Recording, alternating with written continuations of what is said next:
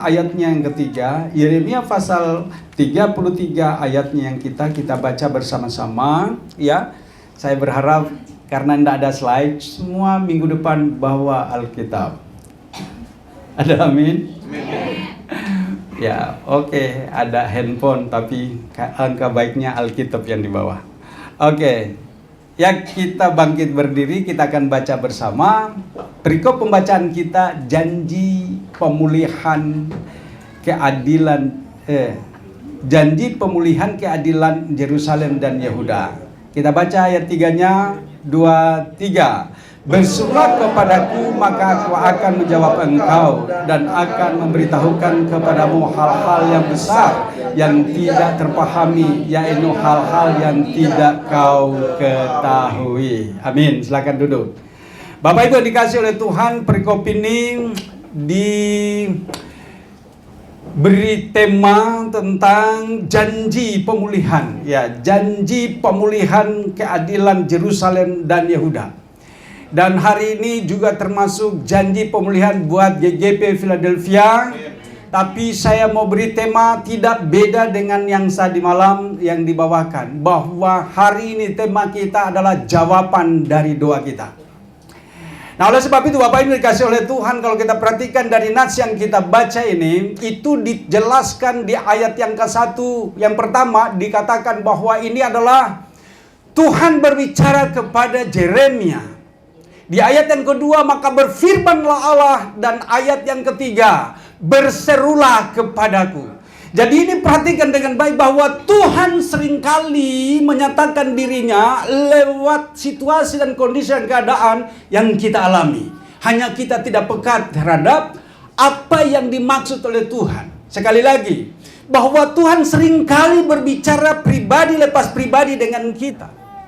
Tapi kita kurang serius, kita kurang memperhatikan apa yang Tuhan maksud di dalam kehidupan kita. Tuhan seringkali menegur kita dengan segala situasi dan kondisi dan keadaan, termasuk keadaan terpuruk bagi kita. Sebenarnya Tuhan sedang berbicara kepada kita. Namun kita tidak memperhatikan bahwa situasi itu adalah di mana Tuhan mau supaya kita belajar banyak dari apa yang kita alami. Ini semua kita sama, tidak terkecuali. Semua kita mendapatkan suatu kondisi dan keadaan atau situasi di mana Tuhan sedang berbicara kepada kita. Tapi kita tidak pernah kita tidak serius memperhatikan hal itu. Sehingga Tuhan mau berbicara lewat seseorang. Umat Israel sudah ditegur berkali-kali. Tetapi berkali-kali pelanggaran terhadap umat Israel terjadi. Tuhan menegur umat Israel beribu-ribu kali. Tapi tetap degil. Maka Tuhan mengutus Yeremia. Dikatakan di ayat yang pertama, datanglah firman Tuhan untuk kedua kalinya, bahkan untuk kedua kalinya, kepada Yeremia ketika ia masih terkurung di pelataran penjagaan itu bunyinya. Yeremia tidak dalam situasi yang baik. Dia ada di dalam penjara. Dia dikurung. Dia disiksa. Tapi dia adalah orang yang peka terhadap suara Tuhan. Dan dia mengasihi umat Israel. Makanya Tuhan mempercayakan kepada Yeremia untuk berbicara bagi umat Israel. Mengingatkan kepada mereka. Dengan harapan bahwa ada perubahan. Ada pertobatan. Makanya di ayatnya yang kedua, beginilah firman Tuhan yang telah menjadikan bumi dengan membentuknya dan menegakkannya. Tuhan ialah namanya. Jadi yang berfirman kepada Yeremia untuk umat Israel, yaitu Tuhan yang menciptakan langit dan bumi. Tuhan mau supaya kita peduli terhadap firman itu. Tuhan mau supaya kita tidak membiarkan firman begitu saja berlalu. Tetapi Tuhan mau supaya kita perhatikan bahwa firman itu sedang berbicara kepada kita, sekalipun yang dipakai adalah manusia. Karena firman itu seharusnya dia akan berbicara kepada setiap orang. Tapi saat itu belum waktunya. Makanya ia pakai Nabi Yeremia untuk menyampaikan suara hati Tuhan. Suara hatinya. Berbeda dengan sekarang. Di dalam kasih anugerah tidak ada lagi penghambat bagi kita. Karena kita semua yang percaya mendapatkan suatu kebebasan. Nah, di sini menjadi suatu keputusan bagi kita. Mau milih pegang firman Tuhan atau kita mau memilih pegang pendapat kita sendiri atau kehendak kita sendiri. Nah, oleh sebab itu bunyi firman itu dikatakan, berserulah kepadaku. Tuhan mau supaya kita datang dan berseru kepada Tuhan. Itulah yang terjadi di GGP Philadelphia. Jemaat ini sudah berusaha untuk supaya hari-hari di mana kita selalu ada, baik itu doa puasa pada hari Selasa, ada doa pada hari Jumat, doa bersama, ada yang disebut dengan komsel-komsel di tengah minggu, ada yang hari Selasa tadinya, mungkin sekarang sudah berubah, hari Rabu ada, kemudian itu pun juga dibagi dalam beberapa tempat. Artinya supaya jemaat ini mendapatkan wadah untuk selalu ada interaksi dengan Tuhan. Selalu ada, tidak hanya hari Minggu saja. Karena hari Minggu itu terbatas. Hanya seperti ini. Tapi di wadah yang lain itu diberikan supaya kita boleh berinteraksi. Kita boleh berbagi lewat sharing firman. Kita boleh berbagi lewat kesaksian. Kita boleh bagi pengalaman-pengalaman hidup kita. Itu juga yang akan menguatkan dan meneguhkan kita. Tetapi kita enggan. Padahal di sini Tuhan katakan, berserulah kepadaku. Dan apa dilanjutannya? Maka aku akan menjawab engkau dan akan memberitahukan kepadamu hal-hal yang besar yang tidak terpahami. Bapak Ibu dikasih oleh Tuhan. Ini Tuhan sendiri yang mengatakan, berserulah kepadaku, maka aku akan menjawab. Artinya Tuhanlah yang sudah berjanji, dia akan menjawab dan akan memberitahukan hal-hal yang tidak terpahami. Dalam 1 Korintus 2 ayatnya yang ke-9 dikatakan, apa yang di sana dikatakan? Coba buka.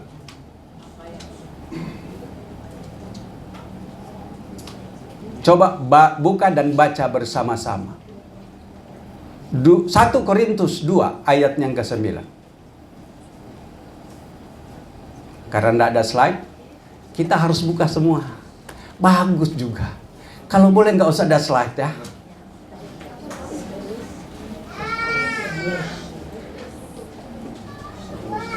Semuanya membuka enggak ini?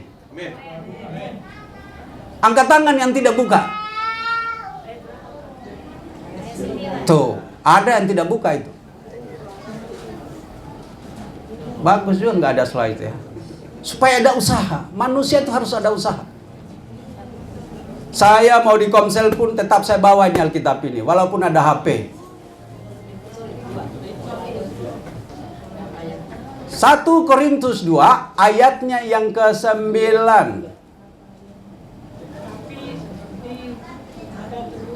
Mari kita baca bersama-sama. 1, 2, 3. Tetapi seperti ada tertulis, apa yang tidak pernah pikirkan dan tidak pernah didengar oleh telinga dan tidak pernah ya, semua yang disediakan Allah untuk mereka yang mengasihi Dia. Ini yang dimaksudkan bahwa hal-hal yang hal-hal yang besar yang tidak terpahami. Pernah enggak memahami hal yang engkau tidak lihat dengan mata? Engkau tidak pikirkan sebelumnya? Pernah enggak? Kau paham nggak? Kita paham nggak sesuatu hal yang tidak pernah disingkapkan bagi kita? Paham nggak?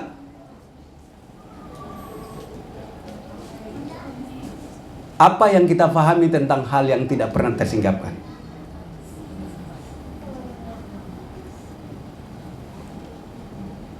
Apa ini?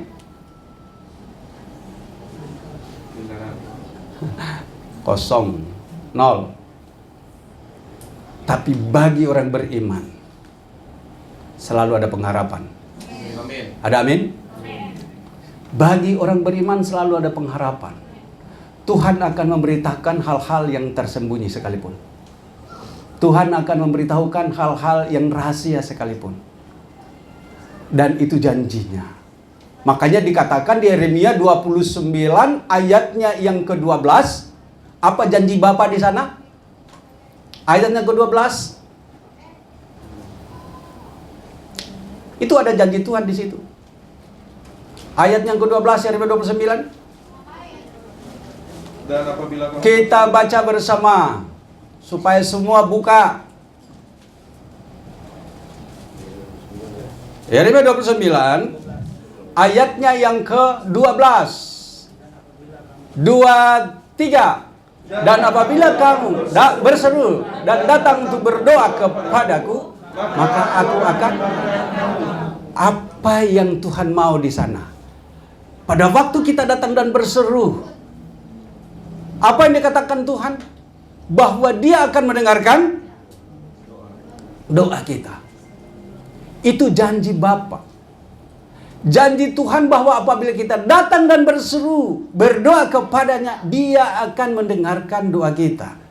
Kalau kita naik ke atas satu ayat, di mana di situ ada janji Tuhan, yaitu aku tahu rancanganku atas kamu. Bukan rancangan kecelakaan, tetapi rancangan damai sejahtera untuk memberikan kepadamu masa depan yang penuh harapan. Bapak Ibu yang dikasihi oleh Tuhan. Jadi disinilah kita harus tahu rahasia di mana mengiring Tuhan itu ternyata sangat indah. Karena di situ ada janji Bapa, ada janji Tuhan. Apakah Tuhan berjanji dan tidak menjawab, tidak menepati? Apakah kita berdoa tidak terjawab? Tadi malam kita bahas juga ini. Doa itu kalau kita berdoa ada 3 hal. Ya, ada 3 jawaban.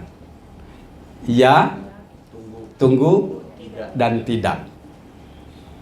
Kalau Ibu Gembala selalu mengatakan, tidak pun itu adalah jawaban doa.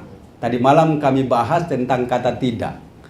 Kata tidak itu bukan berarti Tuhan tidak menjawab. Tapi saat itu belum. Saat itu belum. Ternyata Tuhan punya rencana yang kita tidak ketahui. Yang kata tidaknya, Tuhan punya rencana yang lebih indah buat kita. Kita minta telur, ya, dikasih ayam. Tapi tidak saat itu minta telur, kita langsung dikasih telur. Enggak. Rupanya janji Bapa itu, Dia kasih ayam. Dia mau kasih ayam, jadi saat itu tidak dikasih telur. Saya bilang, tidak hanya dikasih ayam 1 ekor. Sepasang. Supaya ayamnya bertelur. Bertelur banyak. Kita dapat telurnya, kita juga dapat dagingnya. Ada amin? Amin. Percaya enggak Philadelphia ini akan dapat tempat yang besar? Amin. Ya, kita minta yang kecil, Tuhan nanti kasih yang lebih besar. Ada amin? Amin. Ada sampai ke sana imannya? Amin. Jadi kita antri dulu di sini. Ya. Jadi jangan kita katakan kayaknya ya kayaknya kecil banget imannya. Enggak. Tuhan menuntut kesabaran dari saudara dan saya. Tuhan sedang menguji kita. Iya. Kalaupun belum terjawab tempat yang besar atau tempat aslinya, saya berharap iman itu yang tadi. Kenapa sampai saya terharu? Bahwa jemaat ini setia. Sebenarnya di situ yang aku maksud. Jemaat ini setia.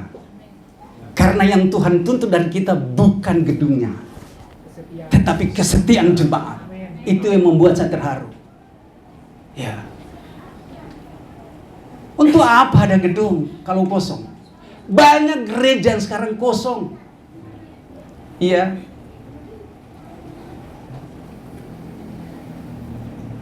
Tapi Tuhan mau supaya kita setia. Ada amin? Amin. Ya. Jadi untuk sementara kita di sini dulu. Sampai Tuhan sediakan yang permanen bagi kita. Amin. Itu bukan iman yang kecil. Karena sesuai dengan situasi dan keadaan kita. Ada amin? Amin. Kalau jemaat ini sudah 500, bukan itu yang kita minta. Ada yang lebih yang Tuhan sediakan. Tapi walaupun begini jemaat ini, seberapa yang ada, Tuhan punya kehendak untuk memberkati yang lebih besar daripada yang kita pakai yang lalu. Ada amin? Amin. Kita yang harus lebih sabar. Kita tidak boleh memaksakan diri. Itu yang tadi berkata tidak. Jawaban yang ketiga itu, Tuhan punya rencana yang lebih besar. Hanya kadang-kadang kita yang sering kali memaksa. Sehingga akhirnya kita mulai di antara kita ini imannya masih segini. Enggak. Iman kita memiliki tempat, bukan masalah besar kecilnya. Tapi kita memiliki tempat. Tuhan yang akan menyediakan tempat yang sepadan, tempat yang strategis, tempat yang sesuai, dan tempat yang lebih baik daripada apa yang kita pikirkan. Makanya yang di sini dikatakan, apabila engkau datang berseru kepadaku, maka aku akan menjawab engkau dan akan memberitahukan kepadamu hal-hal yang besar dan yang tidak terpahami, yang kau tidak bisa pahami. Kata tidak tadi itu saya mau katakan. Tadi malam tidak kebetulan kita membahas kata tidak, bahwa Tuhan mau supaya kita meminta kepadanya, Dia akan memberikan suatu hal menurut kehendaknya, bukan kehendak kita, asal kita datang dan meminta kepadanya. Makanya di dalam 1 Korintus 2 ayat yang ke-9 itu dikatakan oleh Rasul Paulus, di sana dikatakan bahwa sesuatu hal yang Tuhan sediakan yang tidak kita pikirkan sebelumnya, yang tidak lihat dengan mata, tidak dengar dengan telinga, Tuhan akan sediakan bagi kita. Orang yang senantiasa datang dan berseru kepadanya. Masalahnya adalah kita ini harus diuji. Kita setia enggak? Kita memang datang berseru kepadanya. Di sini, kalaupun sudah setia, itu seberapa yang setia? Tuhan mau supaya jemaat memiliki kesepakatan. Sungguh-sungguh mau memprioritaskan Tuhan di dalam kehidupannya. Tapi ternyata kesetiaan yang segelintir.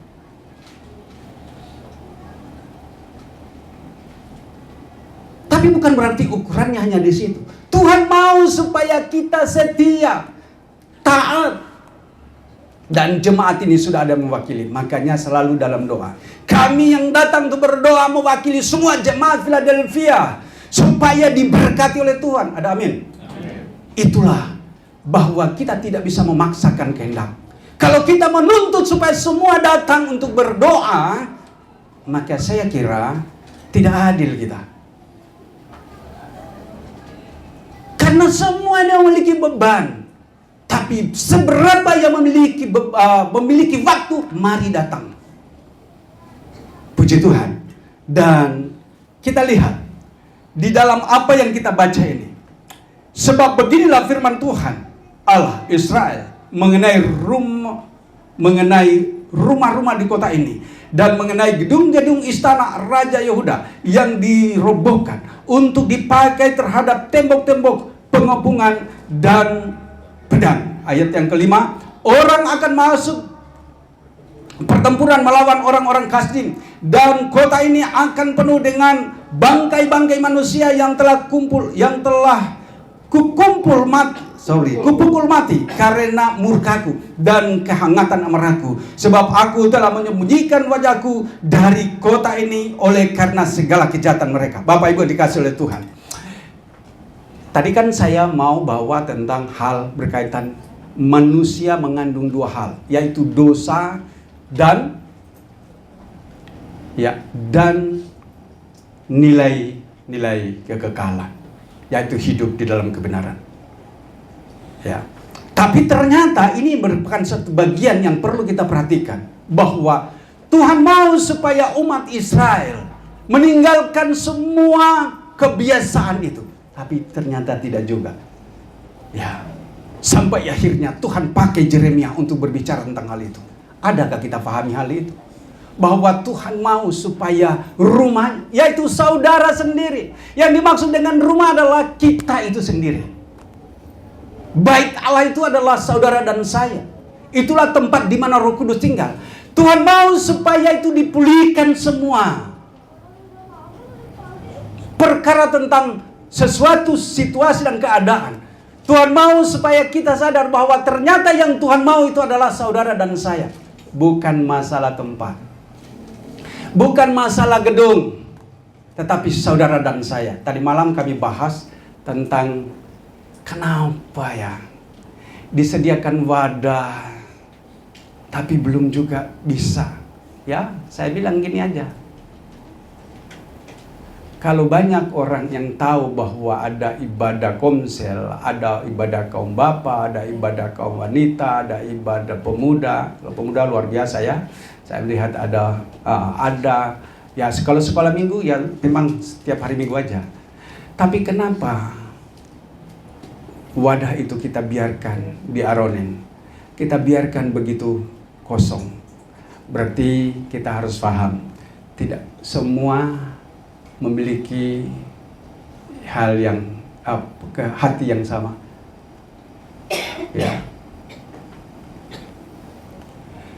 Nah, jadi kita harus sadar bahwa kita tidak memiliki kita tidak memiliki iman yang sama.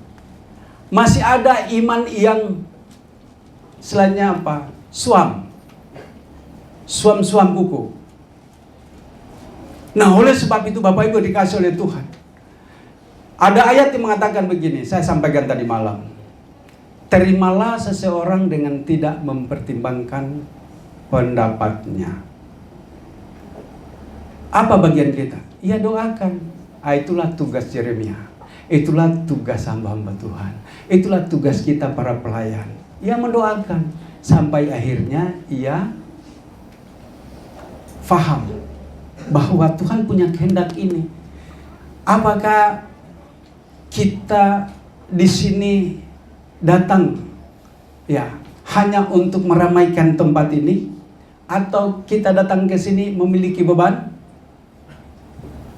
Saya kira beban pribadi kita ya untuk hubungan kita dengan Tuhan itu udah lebih bagus, sangat bagus. Makanya puji Tuhan, datang hari Minggu, haleluya. Ya, puji Tuhan. Berarti dia adalah orang yang sadar. Dia datang dan beribadah.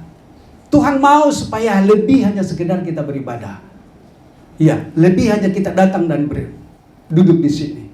Tuhan mau supaya kita boleh mendapatkan bagian yang lebih penting lagi, yaitu pemahaman yang benar dan sempurna tentang kebenaran firman Tuhan. Nah, hal itu akan diberikan kepada orang yang memiliki hati yang terbeban, yang memang buka hati, mau membuka hati bagi firman itu sendiri, sehingga firman itu mendapat tempat di dalam kehidupannya. Roh Kudus mendapat tempat di dalam hatinya. Di dalam hal itulah kita tahu bahwa ternyata Roh Kudus bekerja sesuai dengan apa yang mau di dalam hati orang yang membuka hati. Kalau kita tidak buka hati, kita ada di sini juga, pikiran kita ada di luar bisa. Ya. Tapi kalau kita buka hati sungguh-sungguh, yang di sini kita pasti pikirkan, apa yang saya harus perbuat buat gereja ini? Pasti ada seperti itu. Apa yang harus saya lakukan buat gereja ini? Itu yang disebut memiliki beban. Ya, kalau kemarin itu disampaikan di firman oleh Bu Gembala, memberi waktu, meluangkan waktu, bukan mencari waktu luang. Ya, ini juga gitu. Apa yang saya bisa perbuat dan bukan apa yang harus bisa dapat. Apa yang saya harus bisa perbuat. Dalam hal inilah sebenarnya Tuhan mau supaya kita bertumbuh dalam Tuhan. Oke, baik Bapak Ibu yang dikasih oleh Tuhan. Kalau berbicara tentang jawaban doa, mari kita buka dalam Matius ya, sebagai satu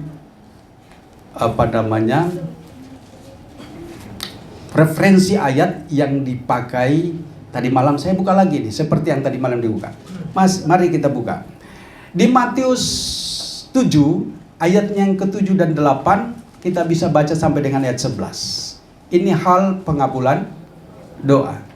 Baik, kita lihat, kita baca bersama-sama ayat 7. Kita baca bersama 2, 3. Mintalah maka akan diberikan kepadamu, carilah maka kamu akan dapat, ketoklah maka pintu akan dibukakan bagimu. Karena setiap orang yang meminta menerima, dan setiap orang yang mencari mendapat, dan setiap orang yang mengetok baginya pintu dibukakan. Adakah seorang daripadamu yang memberi batu kepada anaknya jika ia minta roti, atau memberi ular jika ia meminta ikan? Jadi jika kamu yang jahat tahu memberi pemberian yang baik kepada anak-anakmu, apalagi Bapamu yang di surga, ia akan memberikan yang baik kepada mereka yang meminta kepadanya. Itulah makanya tadi disebut temanya adalah jawaban doa. Nah, kalau di Yeremia tadi, Yeremia 33 ayat yang ketiga tadi, berserulah kepadaku maka aku akan menjawab, menjawab seruan apa? Menjawab engkau dan akan memberitakan kepadamu hal-hal yang besar yang tidak terpahami. Ini berkaitan dengan masalah apa yang kita doakan. Seringkali menjadi hal yang kita lihat, fenomena yang kita lihat. Tapi kita hanya cukup melihat aja dan kita berdoa. Seringkali Tuhan menolong kita. Ada amin? Amin. Kenapa hal yang kita sudah lewati kita biarkan begitu saja? Seringkali gini, kita sudah ditolong oleh Tuhan, tapi kita buat lagi hal yang sama. Ini yang disebut degil.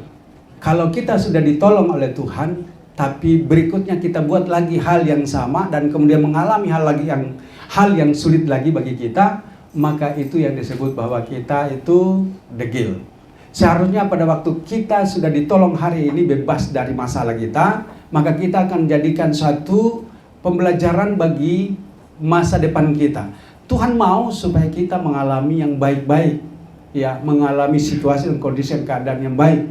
Tapi kita seringkali menolak belakangin Tuhan.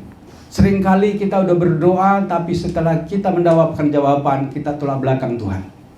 Nah, ini yang sebenarnya disebut kita orang degil. Seharusnya kalau kita tahu bahwa Tuhan itu baik, Tuhan yang sudah menjawab persoalan saya, Tuhan yang sudah menjawab doa saya, maka saya akan selalu terus untuk datang berdoa kepada Tuhan. Nah, tapi kebiasaan banyak orang hanya waktu dijawab doanya, ya, sebelum terjawab doanya dia giat.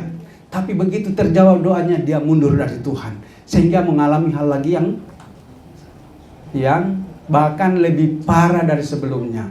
Bapak Ibu, saya mau ingatkan kepada jemaat ini, Tuhan sudah begitu baik dalam kehidupan kita. Dia akan selalu melepaskan kita dari masalah kita.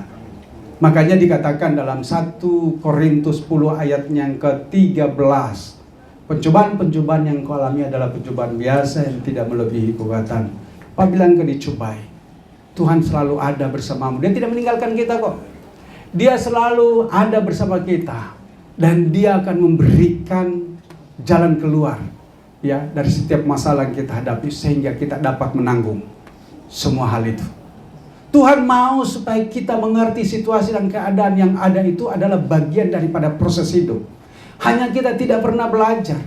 Selalu kita mau untuk kembali ke masa lalu kita. Padahal Tuhan mau supaya apabila menjadi masa lalumu adalah menjadi pembelajaran, supaya engkau senantiasa mendapatkan jawaban dari setiap persoalanmu. Maka kita harusnya tahu hari ini Yeremia 33 ayatnya yang ketiga, datang dan berseru kepada Tuhan, maka Tuhan akan membukakan, dia akan menjawab, dia akan membukakan satu hal yang baru Ya mungkin yang lalu itu sesuatu hal yang hanya terjawab doa kita berkaitan dengan masalah itu. Tapi saat ini Tuhan, waktu kita berdoa, sebelum ada masalah, Tuhan sudah menjawab doa kita. Dia sudah menyediakan hal yang baru. Kemarin ada kesaksian. Saya bersyukur kepada Tuhan karena saya rajin untuk saya setia kepada Tuhan. Saya selalu berdoa, saya selalu mengutamakan Tuhan. Sehingga akhirnya apa? Sebelum hari depannya itu sudah disediakan. Hari ini sudah ada untuk besok yang saya kerjakan. Artinya Tuhan itu sudah menyediakan bagi kita ya sesuatu hal untuk ke depan. Ya, tadi malam kesaksian itu saya bilang ini luar biasa ini. Ini kesaksian. Saya tahu, bahkan hari Senin sudah ada pekerjaan, sudah datang hari ini. Nah, inilah orang yang memiliki beban. Orang yang memiliki beban untuk satu hal bagi Tuhan, bagi kemuliaan Tuhan, buat hal-hal yang bersifat membangun pelayanan. Tuhan pasti akan menyediakan yang tidak engkau lihat, yang tidak engkau dengar, yang engkau tidak pikirkan sebelumnya, bahkan tidak pernah timbul dalam hati. Tuhan sudah sediakan sebelumnya. Ada amin? Tuhan berjanji untuk memberkati, ya dan amin. Karena Tuhan memang berjanji. Masalahnya kita tidak setia. Itu aja masalahnya. Tidak setia. Kalau tidak setia itu udah pasti DOSH. Kalau tidak setia pasti itu dosa.